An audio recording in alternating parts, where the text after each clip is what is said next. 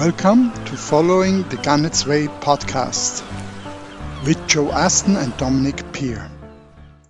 Welcome back to the second part of the recording of Joe's public talk in the library in Kilkee.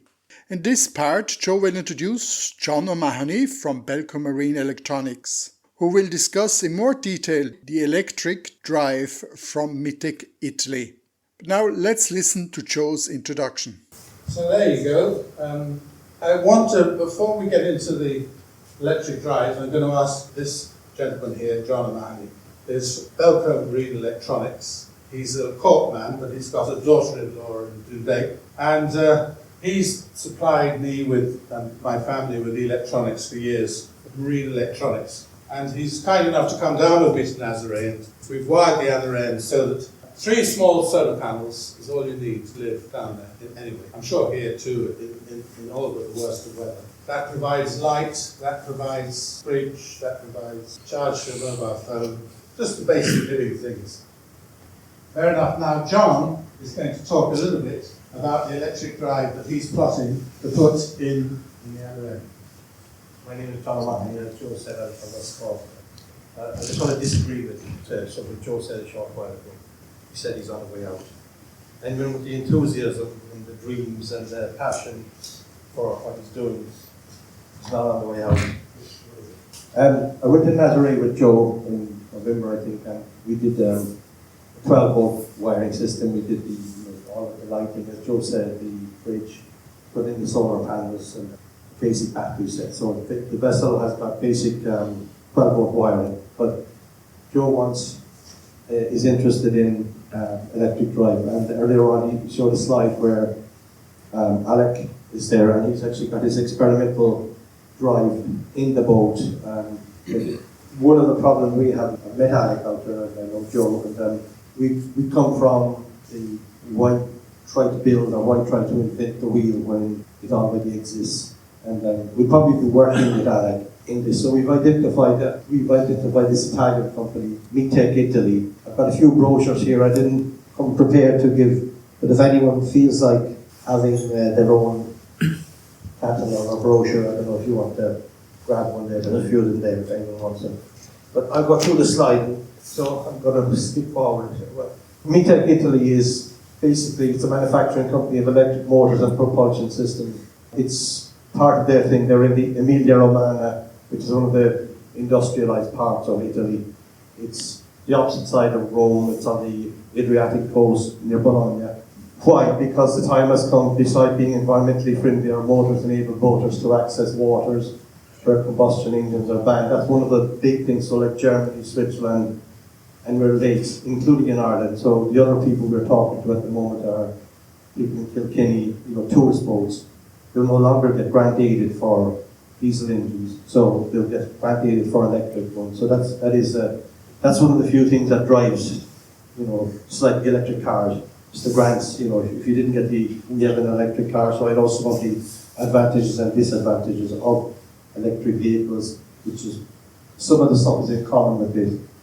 Okay, so rated efficiency over 90%, quite cruising comfort, significantly lower maintenance and running costs, but you have to take this quite a big investment at the start. But probably there would be the same putting in the diesel engine.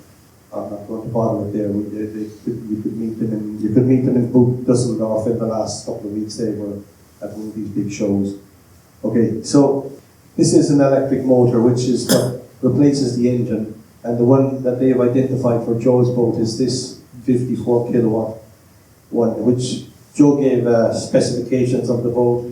I think 15 tons, Joe, is it 13 point something meters, is it something? You gave the details. So they've come up with a plan, and these are just these. So basically, look, I won't go into too much. So it's a 27 kilowatt.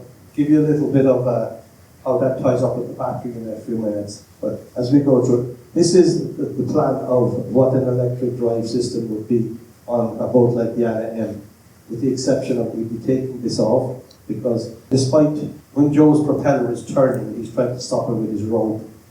The whole point you need to couple the shaft to the motor directly, and then you will reach in 30 to 40% of the battery capacity And one of the problems is, Joe is correct, these batteries are recharged up to a certain level. There's a battery management system in it and it stops the charging. So that means you lose your battery as well. So this is the mechanical side of it, because it's showing the water cooling system, header tank. You've got two pumps, one for the external seawater part, and one for the internal. The cooling goes through this controller, which is the drive controller, which drives this motor. But both the motor and the drive are cooled by this seawater, because they generate a lot of heat. So somewhere along here we might have to put in a clutch to decouple the prop, because Joe was sailing for 5 or 6 hours. You could get to the stage where your battery, so I'm going to go back to the electrical one. This battery here, and in Joe's vessel, or projected one, this battery would be a 96 volt battery, close to 100 volts. It would be 350 kilos, which is, in old times, 300 weight bags, roughly. So it's quite a heavy thing. That connects directly to this drive controller, which is probably mostly built in the United States, I would say, and it drives into this motor. And this is just the control electronics. So you've got your throttle, you've got this little plotter here, which would show you all the instrument, the voltage, the revs you're doing, all the information you need to know. And this is your emergency stop with your start switch and emergency stop, and also there's a little thing for the kill switch. So that would be up to the. But if you are cruising along quite fast, however, you might want to use that. So it pops off just like on the outboard. The stuff stops. Not everybody wants to do that. Stop on the ocean. Okay, so look, if anyone wants to take some of these, it's got a lot of this stuff in it. The environmental benefits. Switching to electric motors for boats is a critical step. It's look, most of us know this in relation to probably vehicles and bikes and a lot of the technology that, the electric technology that's already there. And rather than go through it here now and wreck your brain, I would say, if anyone's really interested, take one of these catalogs with you. This is the battery. This is actually a Dutch-built battery, and these are the lithium batteries which people can be frightened of. The guys in Italy said they're dangerous. If you've got a drill and stuck the drill in through the side of it, or if you've got a screwdriver, but otherwise they're perfectly safe. Almost everybody here has probably got one in their pocket, or unless you're holding it in your hand. So it's the same type of technology that's in these phones as in this, and it's quite safe if it's handled safely.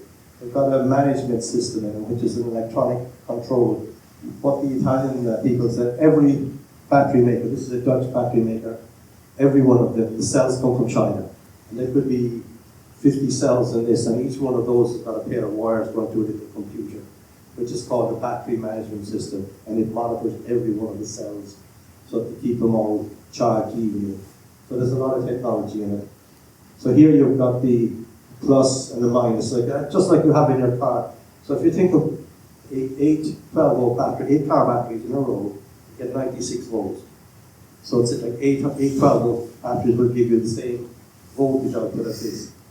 But that's what they consider to be required to drive Joe's boat at the. So Joe wants something like a 5-hour cruising, and you want to be able to get in out of the weather. You want to be able to put the throttle down and maybe give you in 2 hours get into a harbour. And more than likely, if you did put the throttle down, you probably might only get 2 or 3 hours. Whereas if you're cruising, now the advantage with Joe is the regeneration is one of the. If you had a lighter glass fibre vessel, you probably wouldn't.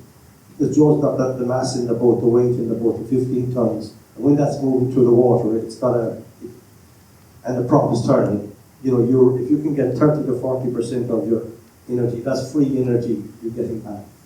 And most of Joe's sailing and charging could be that way.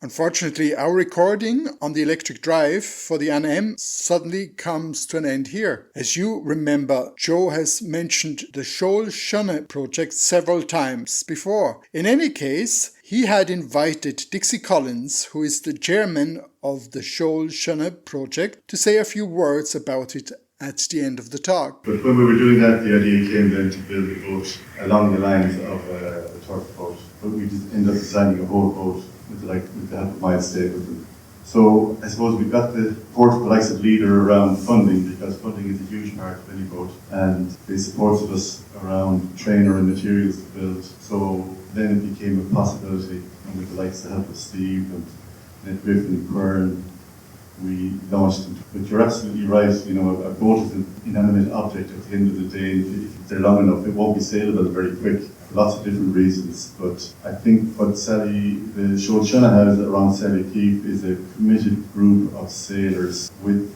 the skills and experience and knowledge of their own river and waterways that have commitment to share their skills really and give the opportunity to anybody and everybody who wants to go out and sail. It's financially, in a small rural area like this on the west coast of Ireland, it's a manageable boat for us in that it's a 26-foot gaff-free cutter. The running cost of that boat for us are about €4,000 or €5,000 a year, so it makes the cost is manageable. The commitment of all the people is huge, and it's a club-owned boat. It's only something like €60 a year for a family membership, and then you can get out as often as you can. But it really all pivots around the volunteer skippers, and we have several of those skippers who give up their time continually to go out and sail. Over the last 12 years, we've probably trained over 200 people to sail that boat over 6 days, 6 nights and 1 day sail. So people come out and get a chance to sail a traditional wooden boat. And I think it's a boat that brings out the best in all of us, including skippers. And it's something that we all really enjoy doing. It's become a big part of our social life, how we meet and share our passion with people. And every time you go out, there's different people out in the boat, and everybody wants to be on it. So it makes it a great space, and we're all learning all the time. So it's hugely positive. I do think there is definitely an opportunity for a bigger boat. A boat with a table would be an absolute luxury for us. Just to sit with a table and put a cup on it, that would be luxury. And a berth so that you could sail off and sleep on it. There would be huge interest in that. If you get the right group of people around, it's like when you were fishing on the White Bank, you get a good crew fishing and you can do a huge amount. And it's like that with a rugby team or a boat. But it's the ethos, the culture around Seol Sionna, I think, which is the resilient part that will sustain that boat going forward for decades. And that boat will be sailing after we are all gone, I've no doubt, as long as there's people who want to get out of the water and do that. So a big part of our role really is to ensure there's people coming after us as well. If the sea and a boat doesn't bring people together, nothing will, I suppose. So look, I'm sure you want to get home. Thank you very much for coming out. One thing I just going to say, I wrote a book called Wave Dancing, a novel, 15 years ago, I think. And of course I couldn't get anyone to publish it. It just could happen that people would find it more interesting today than they did then. They're not quite as bloody complacent nowadays as they were then. So I found a few copies in the attic, so I'm giving them away to anyone who wants one. So just come up and ask and I'll give you a signed copy. So thank you very much for coming out. Bye.